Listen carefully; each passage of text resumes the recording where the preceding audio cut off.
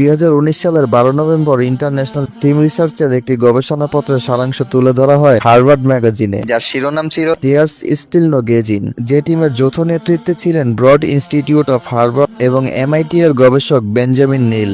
এই গবেষণার জন্য UKR2 এর বায়োব্যাংক কোম্পানি থেকে 4 লক্ষেরও বেশি মানুষের জেনেটিক আচরণের উপর সংগৃহীত ডেটা এবং UKR23andMe থেকে 70,000 মানুষের নির্বাচিত ডেটা নিয়ে চুলচেরা বিশ্লেষণ করা হয়। যে গবেষণার লক্ষ্য ছিল লক্ষাধিক আলাদা পরিবেশ ও পরিস্থিতিতে মানুষের জেনেটিক আচরণ কিভাবে কাজ করে তা দেখানো। গবেষণার সারাংশ তুলে ধরে বেঞ্জামিন নিল বলেন, it's effectively impossible to predict an individual sexual behaviour from their genome. অর্থাৎ মানুষের জিনের গঠন তথা জিনোম থেকে তাদের নির্দিষ্ট কোনো যৌন আচরণ সম্পর্কে ধারণা লাভ করা নিতান্তই অসম্ভব। তিনি আরো বলেন, there is no single gene but rather the contribution of many small genetic effects is scattered across the genome. অর্থাৎ এখানে আলাদা কোনো গেজিনের অস্তিত্ব নেই, বরং বলা চলে জিনোমের আশেপাশে ছড়িয়ে ছিটিয়ে থাকা অনেকগুলো জেনেটিক আচরণের সমষ্টির কারণ। বেঞ্জামিন নিল জিনের পরিসংখ্যান, নীতি ও পদ্ধতির আলোকে জিন সংক্রান্ত বিভিন্ন ডেটা নিয়ে গবেষণা পরিচালনা করেছেন, বিশেষত সাইকিয়াট্রিক জেনেটিকের ক্ষেত্রে। বর্তমানে তিনি হার্ভার্ড মেডিকেল স্কুল এবং ম্যাসাচুসেটস জেনারেল হসপিটালে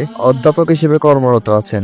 এভাবে আরো অনেক দলিল প্রমাণ দিয়ে দেখানো যেতে পারে বিজ্ঞান মহলে সমকামিতার জন্মগত বা জেনেটিক বৈশিষ্ট্যের দাবি কতটা ভিত্তিহীন। কিন্তু ভিত্তিহীন ব্যাপারকে ভিত্তি হিসেবে দাঁড় করাতে উঠে পড়ে লেগেছে কিছু সংস্থা।